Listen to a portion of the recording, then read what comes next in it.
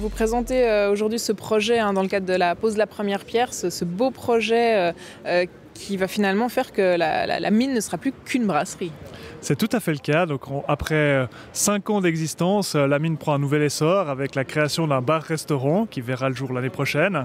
C'est la pose de la première pierre, c'est le début d'une nouvelle aventure, en tout cas pour nous, parce qu'au-delà de la production de la bière, on pourra en plus proposer des mets qui vont accompagner ces bières. Donc pour nous, c'est vraiment la suite logique et puis un moment exceptionnel. Alors à l'échelle de notre coopérative, c'est clair que c'est colossal, parce qu'à l'heure actuelle, nous sommes une micro-brasserie, on produit dans les 20 000 litres par année, et là on va parler de 600 mètres carrés qu'on va louer, d'une production qui va dépasser les 100 000 litres dès la première année. Donc on commence à jouer dans une catégorie, on va dire, bon, c'est pas une méga brasserie, mais ça reste quand même une brasserie qui aura un impact régional. Et puis pour nous, bah oui, c'est un investissement fort, parce que c'est 1,8 million qu'on a dû trouver pour financer ce projet. L'idée de la restauration, c'est venu d'une rencontre, vous pouvez nous expliquer? Oui, c'est une rencontre avec Victor Bavot, qui est le patron du Café des Alpes à Grillon, qui est en plus le premier restaurant qui avait pris notre bière exclusive. Donc on a fait une recette que pour lui sur place. Et puis il faut dire que c'est presque une histoire d'amour, parce qu'on s'est rencontrés, on aime les mêmes choses, on aime le côté festif, le partage entre amis.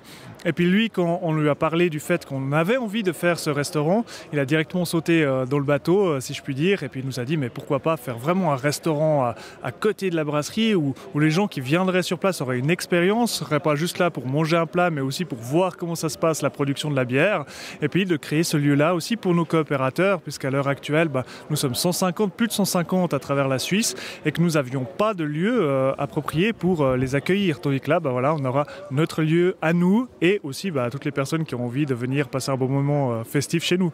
Alors pour nous, c'est toujours un loisir pour ceux qui composent la coopérative, donc c'est 150 coopérateurs, même si nous avons des employés. Typiquement, les brasseurs sont employés de la coopérative. Dans le futur, d'ailleurs, on arrivera à 6-7 EPT, donc personnel à plein temps. Ça va encore grandir, les emplois, mais on reste quand même avec cette idée à cœur que chaque personne peut s'impliquer, chaque coopérateur sera le bienvenu pour servir des bières, pour brasser, pour faire des mises en bouteille. Donc ça va rester. Mais c'est vrai que voilà, on a des emplois qui se créent. Et puis c'est aussi une bonne chose de pouvoir créer de l'emploi ici pour quelque chose qui était juste une passion, un hobby au départ, faire de la bière et la boire. Et donc vous y croyez vraiment à finalement, est-ce que ça perdure cet esprit un peu bon enfant comme ça, malgré déjà l'argent qu'il y a en jeu, et puis il va falloir faire tourner tout ça. Enfin là, on s'amuse pas, j'ai envie de dire. Alors c'est pour ça qu'on a créé une société anonyme qui appartient à la coopérative, parce que dans cet esprit-là, on a vraiment voulu séparer les choses. Alors oui, nous devrons être rentables, donc nous avons des emplois, c'est des choses sur lesquelles on ne va pas jouer, et il faut que ça puisse tourner. Mais de l'autre côté, la coopérative elle-même restera ce côté festif, avec des coopérateurs qui peuvent rentrer, qui peuvent acheter des parts sociales, qui peuvent participer comme ils le souhaitent, sans aucune pression, et ça va rester complètement. Donc on a réussi, à mon avis, on a trouvé la bonne solution entre le côté qui doit être rentable avec une société, et puis de l'autre côté, l'aspect coopératif. D'ailleurs, on garde l'ancien lieu de production, parce que là, on va pouvoir continuer à faire des petits brassins entre coopérateurs, entre nous, des recettes qui nous plaisent, et nous distribuer les bières avec les coopérateurs seulement. Chez nous, c'est clairement, je pense aussi, les produits du terroir, parce qu'on a depuis le début misé sur la production de houblon, d'orge locale.